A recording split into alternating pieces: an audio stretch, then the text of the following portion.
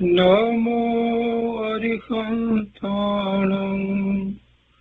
नमो सिद्धाणं नमो आयर्याणं नमो उज्जयाणं नमो लोये सौसाहुनम् असपंचनमोकारो सर्वपावपणासनो मङ्गलाणं च सौवर्ते परमं वै मङ्गलम् अज्ञानतिमिरन्धानां ज्ञानाञ्जनशलाकया चक्षुरुन्मीलितं येन तस्मै श्रीगुरुवे नमः। मुखादिव्याकुक्षिरत्नं शब्दजितवर्यात्मजम् श्रीराजचन्द्रयहुं वन्दे तत्त्वलोचनदायकम् प्रभुतत्त्वलोचनदायकम्।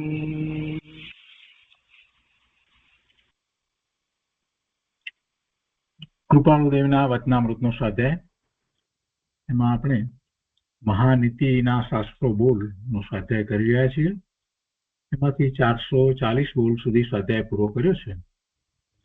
હવે આજે આગળ 441માં બોલથી સ્વાધ્યાય લઈએ છીએ. કૃપાળુદેવ લખે છે 441મો બોલ. પર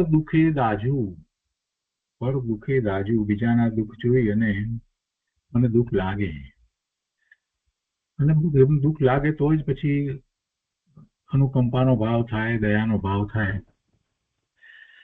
442 છે. અપરાધી પર પણ ક્ષમા કરું. 443મું છે. અયોગ્ય લેખ લખવું નહીં.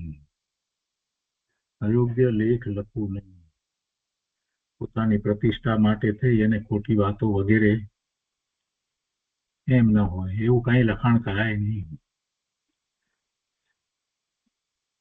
આશુ પ્રજ્ઞનો વિનય જાળવવું. આશુ પ્રજ્ઞ એટલે એવા જ્ઞાની જે તરત જ તમારા સમાધાન કરી આપે, એવા જ્ઞાની હોય, તરત જવાબ આપે, એવા આશુ પ્રજ્ઞનો વિનય જાળવવું. ધર્મ કર્તવ્યમાં દ્રવ્ય આપતા માયા ના કરવું. એવી ભાવના ના કરવું. દાન આપ્યું છે તો પછી એ પ્રમાણે નામ વગેરે આવવું જોઈએ, એવી ભાવના ના કરવું. ને કદાચ નામ ના આવ્યું હોય તો પછી ઝઘડો કરીએ, એ બધું પણ ઠીક નથી. એ પછી 446મું છે. નમ્ર વીરત્વથી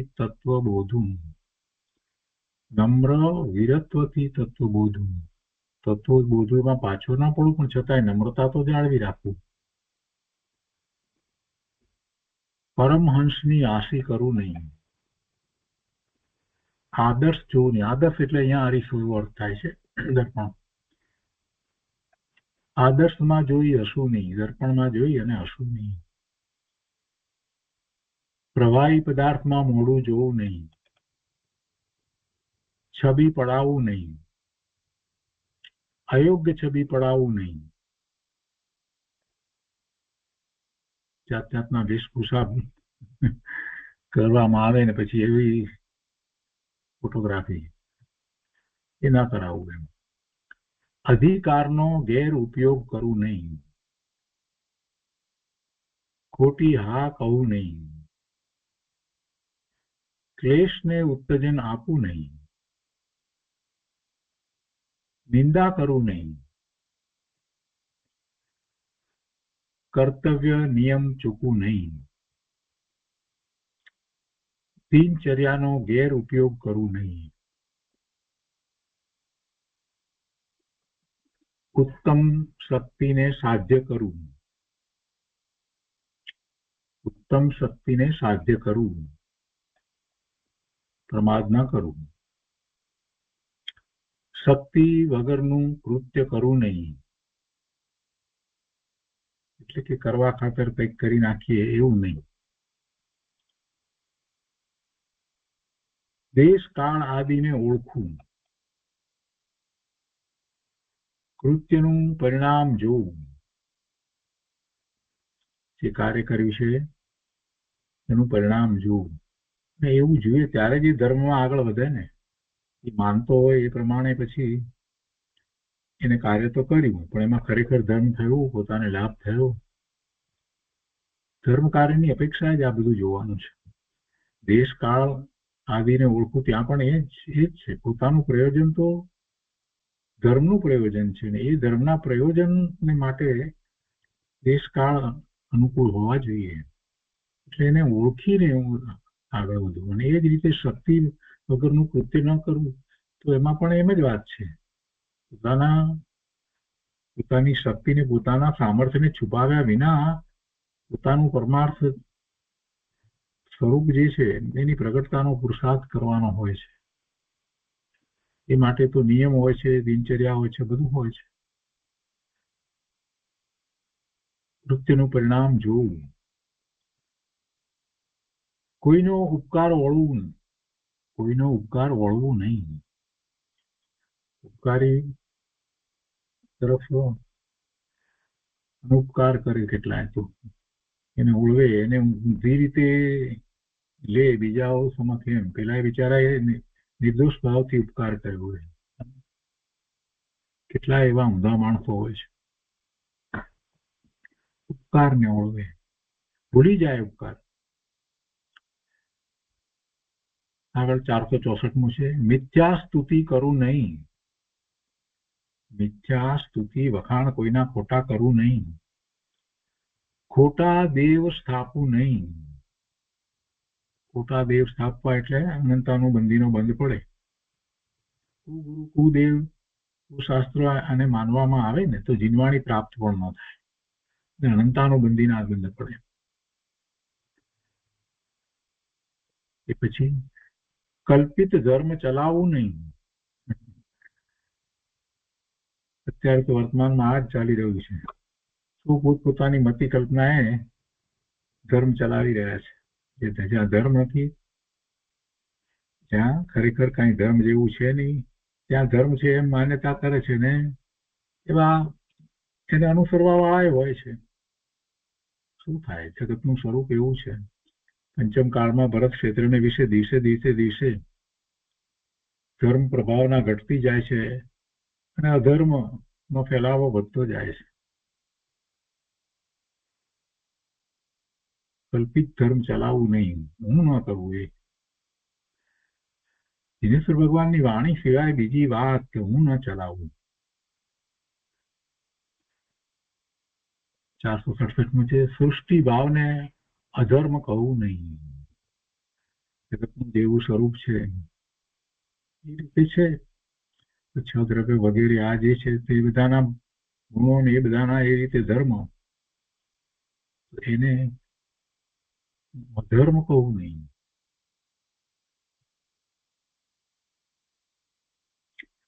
468મું, સર્વશ્રેષ્ઠ તત્વ લોચનદાયક માનવું.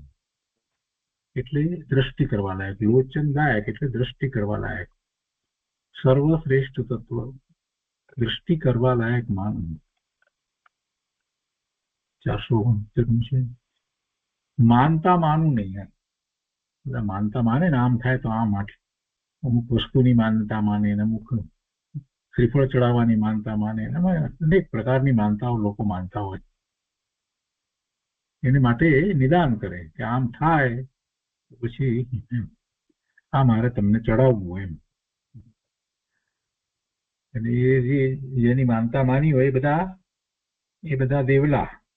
એ કઈ સાચા દેવ એવડે પરમાત્મા તો હોય નહીં, એની જ માનતા. અને પાછું એમ હોય અંદરમાં કે માતાજીની માનતા કે એવા કોઈ દેવની માનતા કે માનીએ ને તો કાર્ય થાય.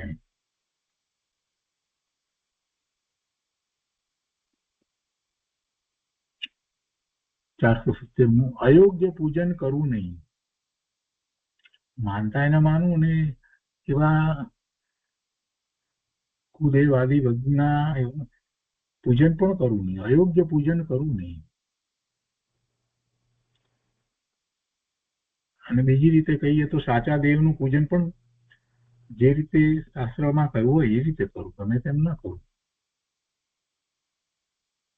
રાત્રે શીતળ જળથી નાહવું નહીં. રાત્રે શીતળ જળથી નાહવું નહીં.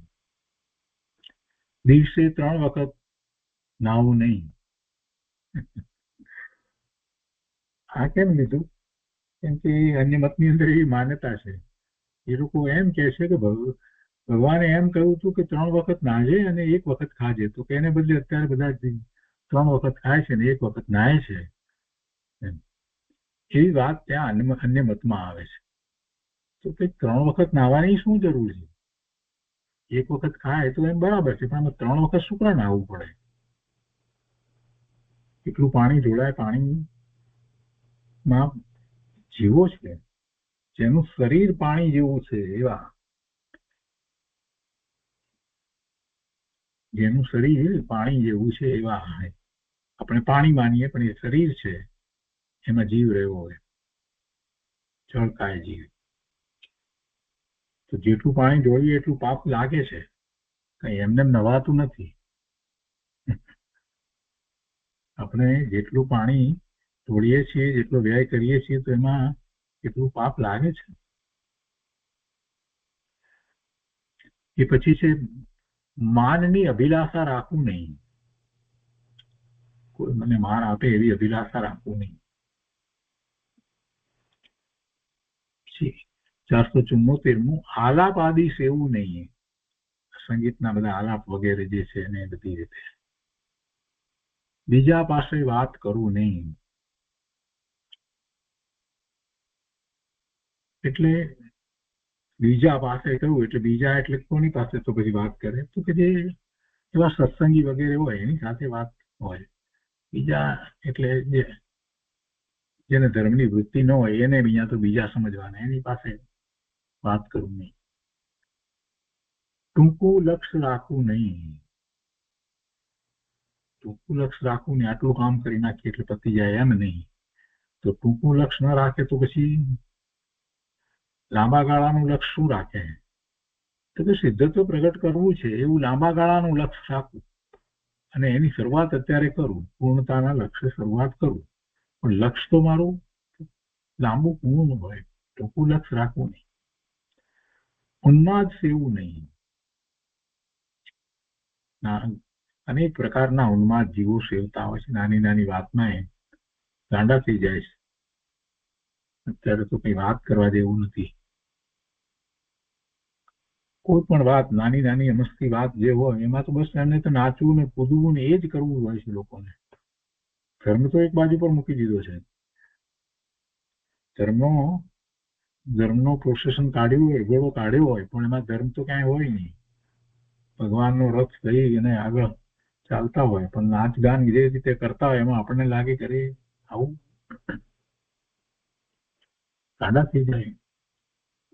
ઉન્માદ સેવું નહીં કે છે કે એવો ઉન્માદ ના હોય.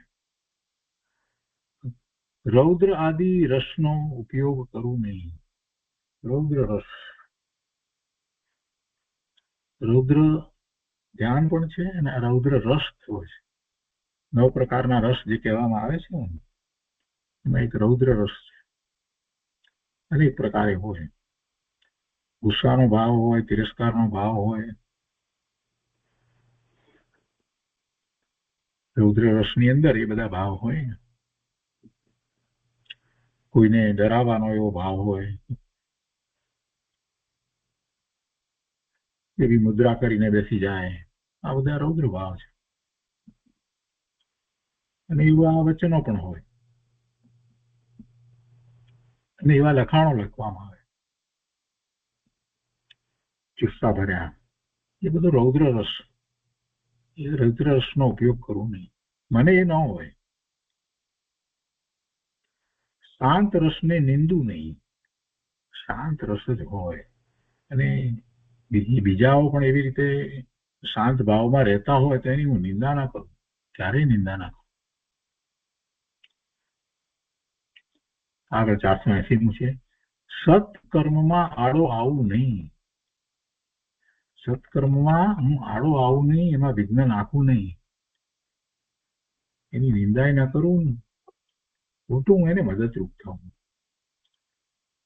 કોઈક રીતે એને મદદ જોઈતી હોય તો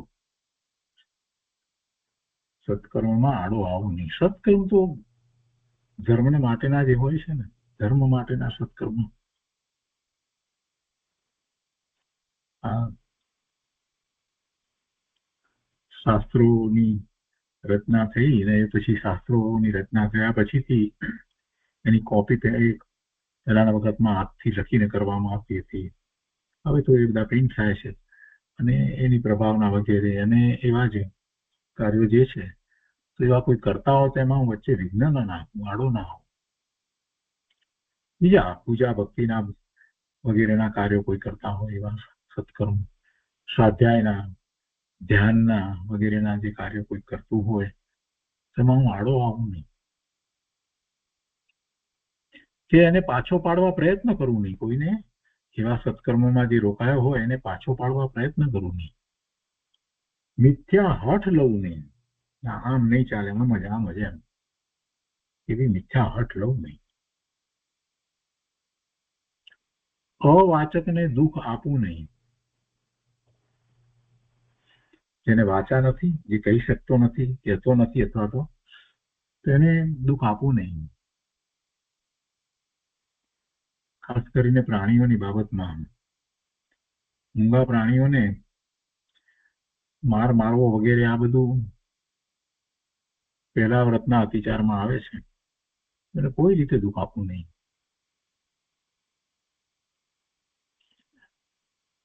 ખોડીલાની સુખ શાંતિ વધારવું, જેને ખોડ કાપણ વગેરે જે છે તેની સુખ શાંતિ વધારવું. એવા પ્રાણીઓ હોય તો એની માટે આપણે ત્યાં જઈને તો એવી રીતે પ્રાણીઓને રાખે છે અને સેવા કરતા હોય છે.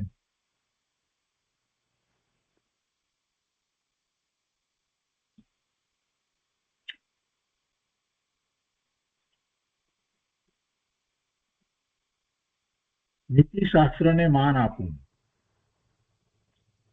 હિંસક ધર્મને વળગવું નહીં. હિંસક ધર્મને વળગવું નહીં. ક્યાં પણ હિંસા થતી હોય એમાં ધર્મ, એ ધર્મ હોય જ નહીં. અનાચારી ધર્મને વળગવું નહીં. અનાચારી ધર્મને વળગવું નહીં, એને માનવું નહીં, એમાં કોઈ રીતે અનુમોદના પણ કરવું નહીં.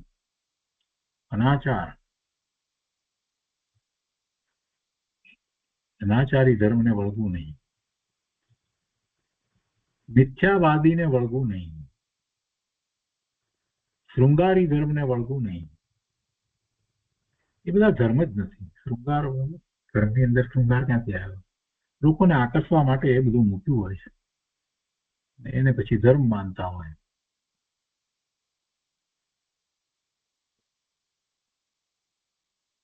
એ બધા શૃંગાર રસ મૂકે છે ધર્મના નામે, અને પછી એ નૃત્ય વગેરે જે કરે ને એ બધું હોય નહીં. ધર્મની અંદર એવા શૃંગાર ને બધી વાત ક્યાંથી આવે?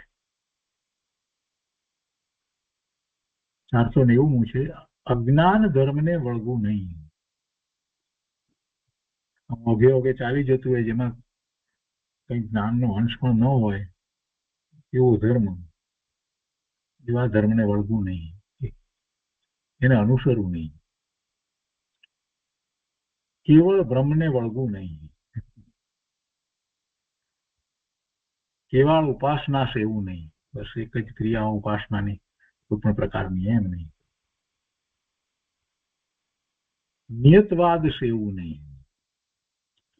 નિયતવાદ સેવું નહીં. પરિણામ નિશ્ચિત છે એવો સ્વીકાર હોય, નિયતવાદ સેવું નહીં.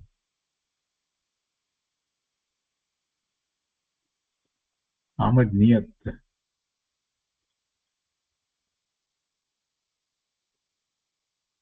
કેમ કે વસ્તુનું સ્વરૂપ જે છે એ અનેક અપેક્ષાથી ભગવાને પ્રકાશ્યું છે તો એક જ પ્રમાણે હોય એમ બનતું નથી. કોઈક અપેક્ષાથી બીજી રીતે પણ હોય. એટલે પછી એ નિયત માનીને જ પછી એ રહ્યો છે, તો પછી એમાં ક્યારેક એવું બને કે એને જે અપેક્ષાનો વિચાર કરેલો હોય એવી અપેક્ષાથી કંઈક બીજા પરિણામ થતા દેખાય તો એને ખૂબ દુઃખ થાય, એને આર્થ ધ્યાન વગેરે થઈ જાય. નિયતવાદ એવું નહીં. ભગવાન આત્મા જ્ઞાતા દ્રષ્ટા છે, એટલે પછી બીજા પરિણામોની અંદર આમ જ પરિણામ એવા નિર્ણયો કરવાની શું જરૂર છે? જે પરિણામ થવાના છે તે થશે જ. આપણે જાણતા ના હોઈએ તો પછી આપણે શું કરે એમ નિયત પરિણામ નક્કી કરી દેવા જોઈએ.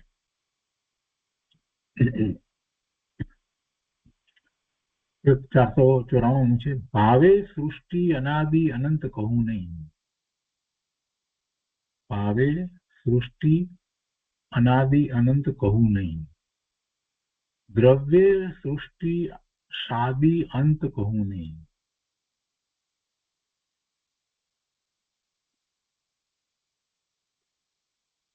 જરાક આપણને થોડું ઊંધું લાગે. આપણે બીજી રીતે વિચાર કરીએ ને કે દ્રવ્ય સૃષ્ટિ શાદી અંત કહું નહીં. દ્રવ્યથી સૃષ્ટિ જે છે એની આદિ હોય અને પછી એનો અંત હોય એવું હું કહું નહીં. અહીંયા જરાક સમજો ને તો ખ્યાલ આવે એવું છે. દ્રવ્યથી સૃષ્ટિ એની આદિ છે નથી, તો શાદી કેવી રીતે કહેવાય? શાદી એટલે આદિ સહિત. દ્રવ્યથી જગત જે છે એ તો અનાદિથી છે, એની કોઈ આદિ નથી, કોઈ દ્રવ્યની આદિ નથી અને એનો અંત નથી. તો શાદી એટલે એની આદિ હોય અને એનો અંત કેવો પાછો? એનો અંત, વસ્તુ નિત્ય છે, દ્રવ્ય નિત્ય છે, એનો અંત કહેવાય? એમ ન કહેવાય.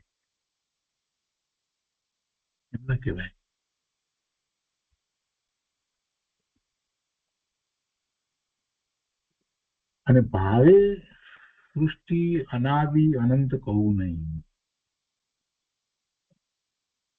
ભાવે એટલે અહીંયા કહેવાનો આશય છે એ પર્યાય રૂપે.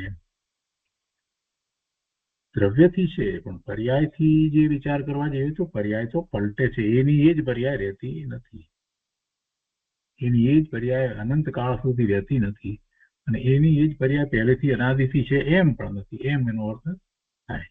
એમ ભાવે સૃષ્ટિ અનાદિ અનંત કહું નહીં. એક ભાવ ક્યાં રહ્યો છે? જગતના બધા જ દ્રવ્યો એક જ ભાવ ક્યાં રહ્યો છે? અને એ દરેક ભાવ બદલાયા કરે છે. અનંતકાળ સુધી એક જ પ્રકારનો ભાવ રહેતો નથી. દ્રવ્ય એક જ પ્રકારે રહે છે, પર્યાય તો પલટવું થાય છે. જે 496 છે, પુરુષાર્થને નિંદુ નહીં. પુરુષાર્થની નિંદા થાય જ નહીં.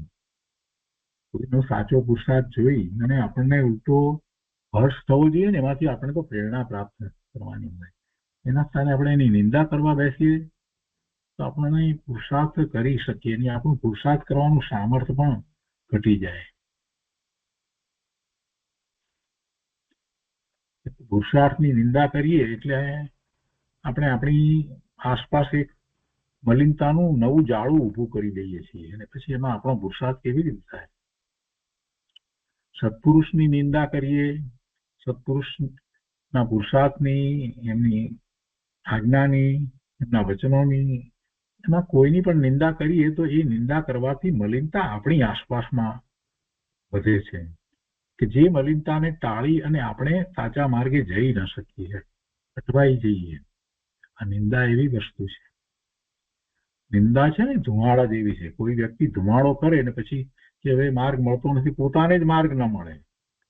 કોઈને માટે ધુમાડો કરવા ગયો હોય પણ એને ધુમાડામાં પોતે જ અટવાઈ જાય. એવું આ પરનિંદાનું છે.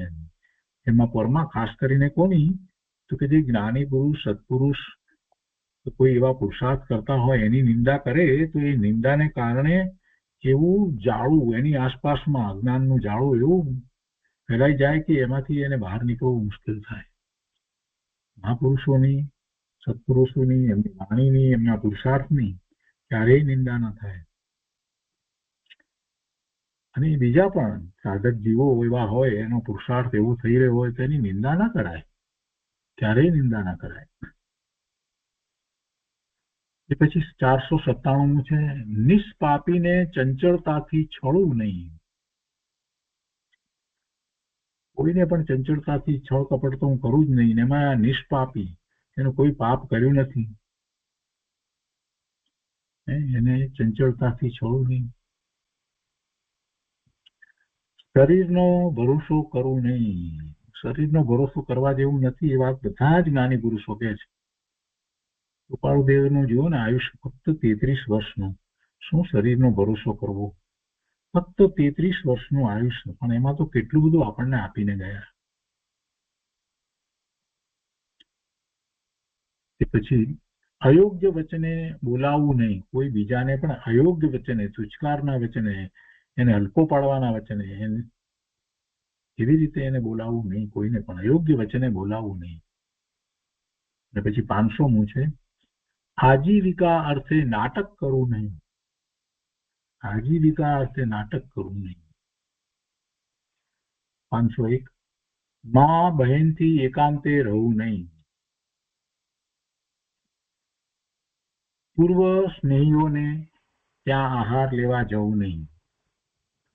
પૂર્વ સ્નેહીઓને ત્યાં આહાર લેવા જવું નહીં. તત્વ ધર્મ નિંદક પર પણ રોષ ધરવો નહીં. તત્વ ધર્મની નિંદા કરનારા ઉપર પણ આપણે રોષ કરવો નહીં, ક્રોધ કરવો નહીં. ધીરજ મૂકવી નહીં. પુરુષાર્થમાં ધીરજ છોડે તો આગળ ના વધી શકે.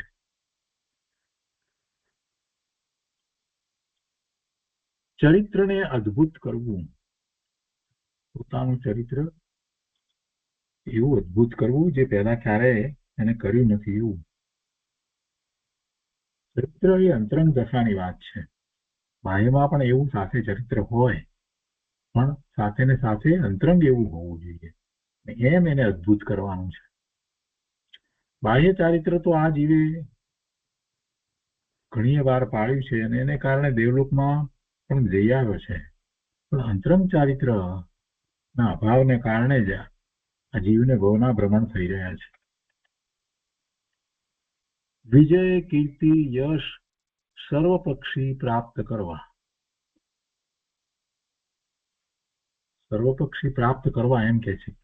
એટલે એનો અર્થ શું છે કે કોઈને પણ દુઃખી કર્યા વિના,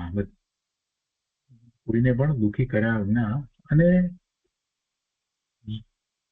જે પોતાને કરવા યોગ્ય જે છે કાર્ય, જે ધર્મ કાર્ય જે છે એમાં પોતે એટલું આગળ વધે કે જેથી કરી અને એ વિજયી થાય. જેમ કે ઇન્દ્રિયોને જીતવામાં વિજયી થાય. તો એ રીતે પ્રાપ્ત કરે કે પોતે એટલા શાસ્ત્ર વગેરેનો અભ્યાસ કરી અને વિનયપૂર્વક વર્તે, એટલે કીર્તિ અને યશ એને પ્રાપ્તિ થાય. જરા પણ અભિમાન ન કરે. એમ ધર્મમાં અનેક પક્ષથી એ પોતે એટલું આગળ વધે તો સર્વપક્ષી પ્રાપ્ત કરવા. વિજય, કીર્તિ, યશ એ બધી રીતે પ્રાપ્ત કરવા.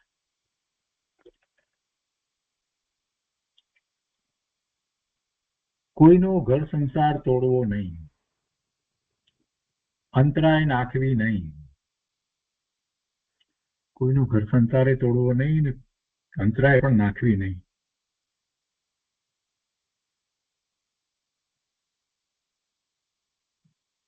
શુક્લ ધર્મ ખંડવો નહીં.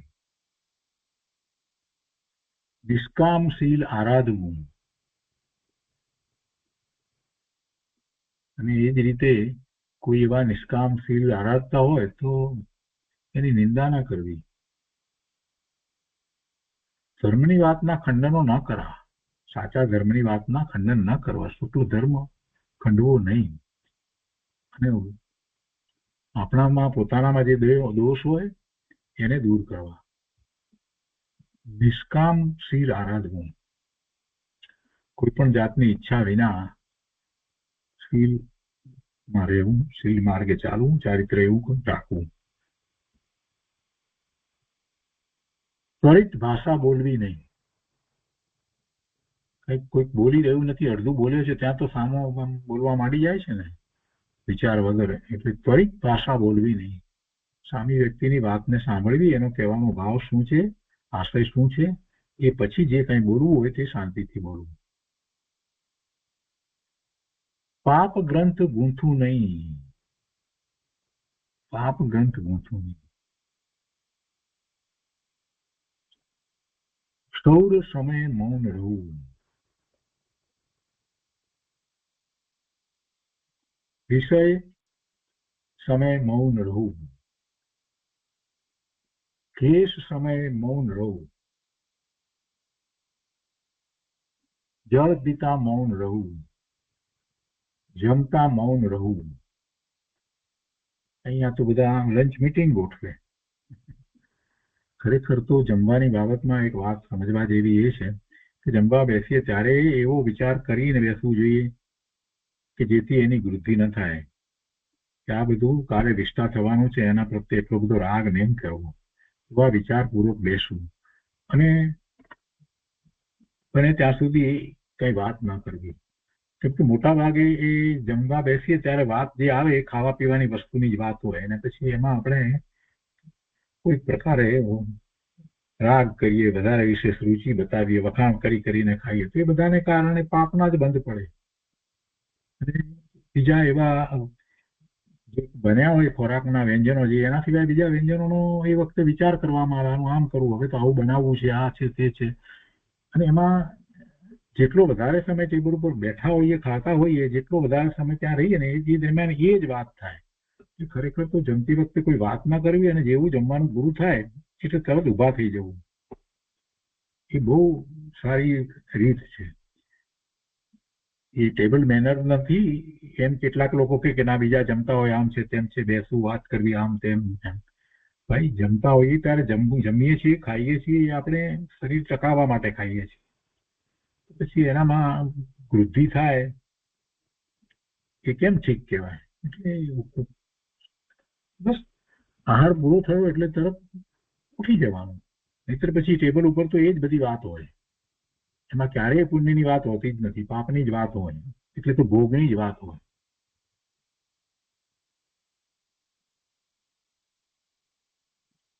જમતા મૌન રહું. પશુ પદ્ધતિ જળપાન કરવું નહીં. પાણીની જેમ ખાવું પીવું નહીં, પ્રાણીઓ જે રીતે કરતા હોય એ રીતે. કૂદકો મારી જળમાં પડવું નહીં. સ્મશાને વસ્તુ માત્ર ચાકવું નહીં. સ્મશાનમાં ગયો હોય અને ત્યાં સિંચણા ખાય.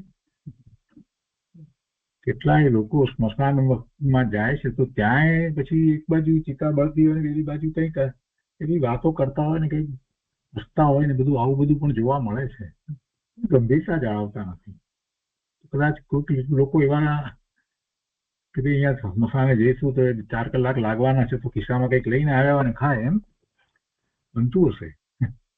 અહીંયા ના પાડે છે કે એવું ન કરાય, ને વાત પણ આપણને બરાબર લાગે છે. સ્મશાને વસ્તુ માત્ર ચાકવું નહીં. પછી છે ઊંધું શયન કરવું નહીં. 2 પુરુષે સાથે સૂવું નહીં. 2 સ્ત્રીએ સાથે સૂવું નહીં. શાસ્ત્રની અસાધના કરવું નહીં. શાસ્ત્રની અસાધના તો ક્યારેય ના કરાય, ખૂબ ધ્યાન રાખવું જોઈએ. ગુરુ આદિકની તેમજ સ્વાર્થે યોગ તપ સાધુ નહીં. અહીંયા શાસ્ત્રની અસાધના કરવું નહીં, એવી જ રીતે સમજવાનું ગુરુ આદિકની પણ સાધના વગેરે કરવું નહીં.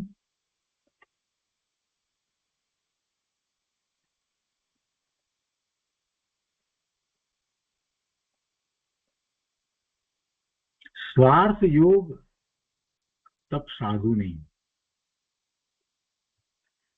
સ્વાર્થે યોગ તપ સાધુ નહીં.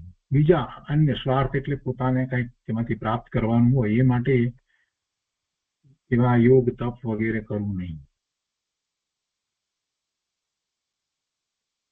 દેશાટન કરવું અને દેશાટન કરવું નહીં. દેશાટન કરવું એટલે એમાં એમ સમજવાનું કે એવા યાત્રાના ધામમાં જવું, અને દેશાટન કરવું નહીં ત્યારે ત્યાં એમ સમજવાનું કે બીજા ગમે તે ફરવાના સ્થળોમાં ના જવું, એમ દેશાટન ના કરવું. ચોમાસે સ્થિરતા કરવું. મુનિઓને તો હોય જ છે, પણ આપણે પણ સામાન્ય રીતે ચોમાસામાં દેશાટન કરવા નહીં, હિંસા વધારે થાય એમાં. સભામાં પાન ખાવું નહીં. સ્ત્રી સાથે મર્યાદા સિવાય ફરવું નહીં. સ્ત્રી સાથે મર્યાદા સિવાય ફરવું નહીં, મર્યાદા સહિત જ ફરવાનું થાય. ભૂલની વિસ્મૃતિ કરવી નહીં. ભૂલને માટે, દોષને માટે પશ્ચાતાપ કરવો, પશ્ચાતાપ લેવો, એને માટે પ્રાયશ્ચિત લેવું, પશ્ચાતાપ કરવો, અને એ પછી એની વિસ્મૃતિ કરી શકાય. પણ ત્યાં સુધી ભૂલની વિસ્મૃતિ કરવી નહીં. અને બીજી રીતે કે ભૂલની વિસ્મૃતિ એ અપેક્ષાથી ન કરવી, કેમ કે ફરીથી એ ભૂલ ન થાય એ અપેક્ષાથી ભૂલની વિસ્મૃતિ કરવી નહીં. પછી કલાલ સોનીની દુકાને બેસવું નહીં. કલાલ એટલે દારૂની દુકાન, કંગ એટલે કંદોઈ વગેરે જે કંઈ હોય, અને સોની વગેરેની દુકાને બેસવું નહીં. કોઈની દુકાને શું કરવા બેસવું પડે? કેમ કે ત્યાં જે કંઈ ચાલી રહ્યું હોય એમાં જે કંઈ આપણે રસ લઈએ અને વાતચીત કરીએ એમાં ભોગની વાત જ થાય, પાપ જ થાય. કારીગરને ત્યાં ગુરુત્વે જવું નહીં. કારીગર જે હોય એને ત્યાં ગુરુત્વે એટલે પોતાઈ બતાવતા જવું નહીં. તને આમ નથી આવડતું, તેમ નથી આવડતું, હું કહું એમ કરને, એમ ના કરવું. તમાકુ સેવવી નહીં. પછી અહીંયા કહ્યું છે કે સોપારી 2 વખત ખાવી, એટલે કે વધારે ના ખાવી, એમ 2 વખતથી વધારે ના ખાવી. બને ત્યાં સુધી ખાવી જ નહીં. કોઈ મુખવાસ લેવા જ નહીં. ખરેખર સુપારીના કંઈક ગુણ હોય છે, એટલે કે એવું કહેવામાં આવતું હોય છે આયુર્વેદની અપેક્ષાથી કંઈ. પરંતુ સાચા અર્થમાં જૈન દર્શનમાં તો મુખવાસ નિયમ, કોઈ મુખવાસ હોય જ નહીં, એ અતિચાર છે. ગોળ કૂપમાં નાહવા પડવું નહીં. ગોળ કૂપમાં એટલે ગોળાકાર કૂવો વગેરે એવા જે હોય છે એની અંદર નાહવા પડવું નહીં. નિરાશ્રિતને આશ્રય આપવું. સમય વિના વ્યવહાર બોલવો નહીં. સમય વિના એટલે યોગ્ય સમય ન હોય ત્યાં સુધી વ્યવહાર પણ દર્શાવવો નહીં.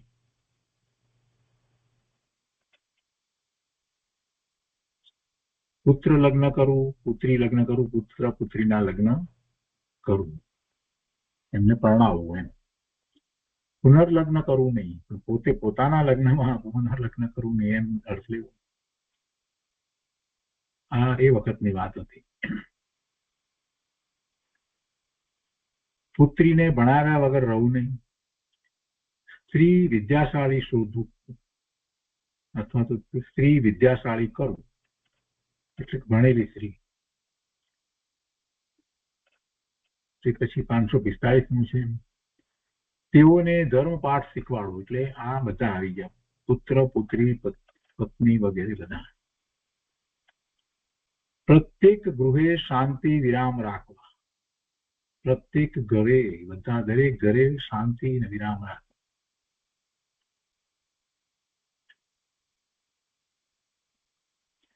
ઉપદેશકને સન્માન આપવું. અનંત ગુણધર્મથી ભરેલી સૃષ્ટિ છે એમ માનવું. કોઈ કાળે તત્વ વડે કરી દુનિયામાંથી દુઃખ જશે એમ માનવું. કોઈ કાળે તત્વ વડે કરી દુનિયામાંથી દુઃખ જશે એમ માનવું. એટલે દુનિયામાં જે દુઃખના કારણ છે એ દૂર થશે. ક્યારે દૂર થાય? તત્વ વડે કે તત્વની પ્રભાવના એવી થાય ને લોકો એ રીતે એનો સ્વીકાર કરીને પુરુષાર્થ કરે તો. અને એવો કાળ ક્યારે હોય કે તીર્થંકર ભગવાન બિરાજતા હોય ત્યારે. એવા કાળે તત્વ પ્રભાવના એટલી હોય અને જીવો પણ એવા એ વખતે હોય કે જે ભગવાનની વાણીનો સ્વીકાર કરે તો ત્યારે એ વખતે દુઃખ ઓછા થાય. બાકી દુનિયામાં જગતની અંદર દુઃખ ન હોય એવું તો બનશે નહીં. પણ છતાં આપણે એમ માનીએ કે ભગવાન વિચરતા હોય ત્યારે દુઃખ હોતા નથી, એમ શ્રદ્ધા કરીએ. એમ પરમાત્માની નિદ્રાની અંદર કોઈ લડતા ઝઘડતા ક્લેશ કરતા હોતા નથી. જેમ કે સંવત્સરની અંદર કોઈને ક્રોધ વગેરે થતા નથી, કોઈ ઝઘડા લડતા નથી, કાંઈ થતું નથી. એવું પ્રભુનો પ્રતાપ હોય છે. એટલે એવી ભાવના. પછી 550મું છે દુઃખ અને ખેદ ભ્રમણા છે. આપણે માની લીધેલા દુઃખ અને ખેદ જે થાય છે એ ભ્રમણા છે. ભ્રમણા એટલા માટે કે આપણે વસ્તુ સ્વરૂપને સમજ્યા નથી. દ્રવ્ય અને પર્યાય બેને જે રીતે છે તે રીતે સમજ્યા ન હોઈએ એટલે જે પર્યાય બદલાય અને જે સંયોગો બદલાય એ બધામાં આપણે પહેલેથી પૂર્વ કલ્પના કરી રાખી હોય કે આ તો દુઃખનું કારણ છે એટલે દુઃખી થઈ જાય. વાસ્તવમાં એમ હોતું નથી. એટલે દુઃખ અને ખેદ એ ભ્રમણા છે. કોઈક રીતે પહેલાથી માન્યતા કરી હોય ને એટલે એ દુઃખ અને ખેદ લાગે. એકની એક વસ્તુ, એકનો એક પ્રસંગ જે છે, એકનો એક એ વખતનો સમયગાળો જે કહીએ સંયોગ જે છે એ બે જણને જુદો જુદો લાગે. કોઈને દુઃખરૂપ લાગે, કોઈને સુખરૂપ લાગે. સામાન્ય તડકો છે, છાંયડો છે, પવન આવે છે, વરસાદ થાય છે, ઝીણો ઝીણો વરસાદ થાય છે, ઠંડક લાગે છે, આ બધા પ્રસંગોમાં જોઈશું તો આપણને ખ્યાલ આવે કે કેટલાકને ગમે છે, કેટલાકને નથી ગમતું, કેટલાકને એનાથી તકલીફ થઈ જાય, દુઃખી થઈ જાય. અત્યારે આ ટાઈમે ક્યાં આ થયું એમ. એટલે દુઃખ અને ખેદ જે છે ને એ ખરેખર કલ્પના છે, ભ્રમણા છે. ગુરુદેવ કાંજી સ્વામી એ વાત ખૂબ કરી છે કે આ બધા કલ્પિત દુઃખ છે, કલ્પિત સુખ છે. સુખ અને દુઃખ બંને કલ્પિત છે. હવે દુઃખ કલ્પિત છે એમ સુખ કલ્પિત છે એમ કહીએ તો બરાબર સમજાય કે ભાઈ સાચું સુખ આત્મામાંથી પ્રાપ્ત થાય. પણ દુઃખને કલ્પિત જે કહ્યું છે ને એ અપેક્ષાથી કહેવામાં આવ્યું છે કે ખરેખર એને દુઃખ નથી, આત્માને કોઈ દુઃખ નથી. આત્માની અપેક્ષાથી જોઈએ તો ભગવાન આત્માને કાંઈ દુઃખ છે જ નહીં. એ નકામાનો પર સાથે જોડાઈ અને દુઃખી થાય છે.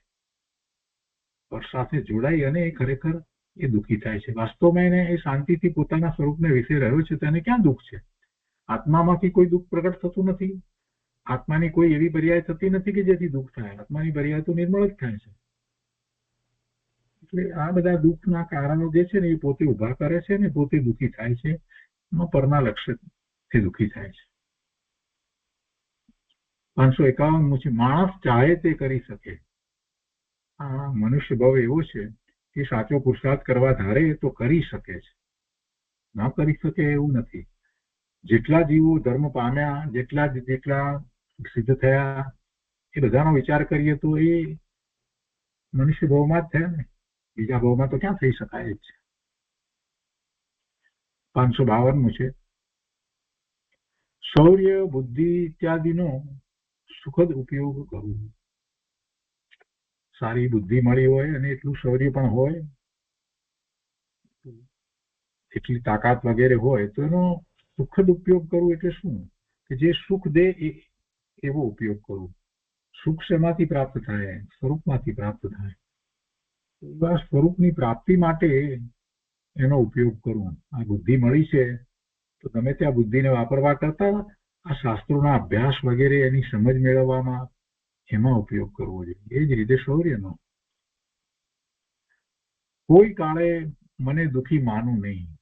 આ બહુ મહત્વનું છે. કોઈ કાળે મને દુઃખી માનું નહીં. કેમ કે દુઃખી માને એટલે આર ધ્યાન થાય, ને આર ધ્યાન થાય તો પછી પાપના જ બંધ પડે.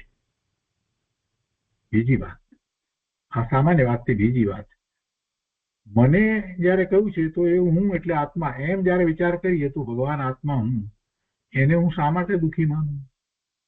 આત્મા 3 કાળમાં દુઃખી નથી. ભૂતકાળમાં નહોતો, વર્તમાનમાં નથી ને ભવિષ્યમાં નથી. પોતે ભગવાન આત્મા તો સિદ્ધ સમાન શુદ્ધ પૂર્ણ પવિત્ર છે. એને દુઃખ કેવું? એના પરિણામ કોઈ દુઃખના પરિણામે થતા નથી. એ તો મહાસુખી છે, પણ મને કેમ એ લાગતું નથી, એ સુખનો અનુભવ કેમ નથી થતો? કેમ કે હું એનું લક્ષ્ય કરતો જ નથી. આચાર્ય ભગવાન એ વાત કરી છે કે અમે તો અનુભવ કર્યો છે, જીનવાણીમાંથી વાત સાંભળી, સ્વીકારી અને અનુભવ કર્યો છે કે આત્મામાં સુખ છે. વારંવાર કહ્યું છે, શાસ્ત્ર દ્વારા કહ્યું છે, પ્રત્યક્ષ પણ કહ્યું છે, બધી વાત બરાબર, પણ છતાંય આપણે એનો નિર્ણય નથી કરતા. એટલે જે ત્રિકાળ સુખનું કારણ એવું પોતાનો આત્મા જે છે એમાંથી સુખની પ્રાપ્તિ થતી નથી. એ તો સુખ સ્વરૂપ જ છે. વસ્તુ સુખ સ્વરૂપ છે એને વળી દુઃખી માનવી, અને જો વસ્તુ સુખ સ્વરૂપ જે છે એને દુઃખી માને, હું દુઃખી, તો અનંતકાળ તો વીતી ગયો ને, બીજો અનંતકાળ એવો ને એવો જ વીતી જશે, ક્યારેય સુખી નહીં થાય. તો અહીંયા દ્રષ્ટિનો ફેર છે, શ્રદ્ધાનો ફેર છે. દ્રષ્ટિમાં શું હોવું જોઈએ? હું કહેતા હું એટલે આત્મા, હું એટલે શુદ્ધ આત્મા, એમ જયારે થાય તો બધી વાત બરાબર બેસી જાય. પણ આ તો ક્યારેય એવું માનતો જ નથી. આ જીવ અનાદિથી ઊંધું માનીને બેઠો છે. જે શરીર ને જે ગતિ છે ને એને હું માને છે. પેલું ભગવાન આત્મા અંદર વિરાજી રહ્યો છે એને તો હું માનતો જ નથી. આ વર્તમાન પર્યાય, મનુષ્યની પર્યાય, ને એમાં પછી પુરુષનું શરીર ને આ બધું જે છે એ હું કહેતા કોઈ પૂછે તો આ શરીરને જે નામ મળ્યું છે ને એને જ પોતાની સાચી ઓળખ બતાવે છે. એની ઓળખ એમ કે છે હું એટલે રમેશ. આ રમેશ પણ જ્યાં સુધી જાય નહીં, આ મનુષ્ય છું, પુરુષ છું, આ બધું જે છે ને એ બધું જ્યાં સુધી ખસે નહીં ને ત્યાં સુધી પેલો હું જે આત્મા છે ને એ દેખાતો જ નથી. એટલે એને જરાક આમ દૂર કરી ખસેડીને અંદર જોવાની જરૂર છે કે હું તો આત્મા છું, શુદ્ધ આત્મા છું, તો શુદ્ધ આત્મા છું. અને એવો શુદ્ધ આત્મા જે છે એ પછી દુઃખી છું એમ ક્યાંથી માને? એ દુઃખી છે જ નહીં. કોઈ કાળે મને દુઃખી માનવું નહીં. બહુ મોટી વાત છે પ્રભુ, આ તો ચિંતનનો વિષય છે. જયારે જયારે એવો વિકલ્પ આવે, દુઃખી છીએ, દુઃખ છે, આમ છે, તેમ છે, અથવા તો ભયનો પણ વિકલ્પ આવે, ત્યારે ત્યારે યાદ કરવું કે ભગવાન આત્મા, મને વળી દુઃખ, ભય આ બધું ક્યાંથી હોય? હું તો અનાદિ અનંત કાળ સુધી રહેવા વાળો છું. મારી કોઈ આદિ નથી, શાશ્વત વસ્તુ છું, અને શાશ્વત વસ્તુ છું, ધ્રુવ છું. અને એ ધ્રુવ પણ કેવું છે? સુખરૂપ, શાંતિરૂપ, આનંદરૂપ છે. એ વસ્તુને હું કેમ ભૂલી જાઉં છું? એમ કરી અને પોતાના સ્વરૂપ તરફ પાછા વળવું, જ્ઞાન સ્વભાવનો નિર્ણય કરવો, ફરી દ્રઢ નિર્ણય કરવો, ધ્યાનમાં બેસી જવું. પોતાની ઓળખ, સાચી ઓળખ તો ઓમ છે. પોતે તો ઓમ છે, જ્ઞાન સ્વરૂપ ભગવાન આત્મા છે. આ બધી વાતને પકડવાની છે. અહીંયા આગળ કે છે સૃષ્ટિના દુઃખ પ્રનાશન કરવું,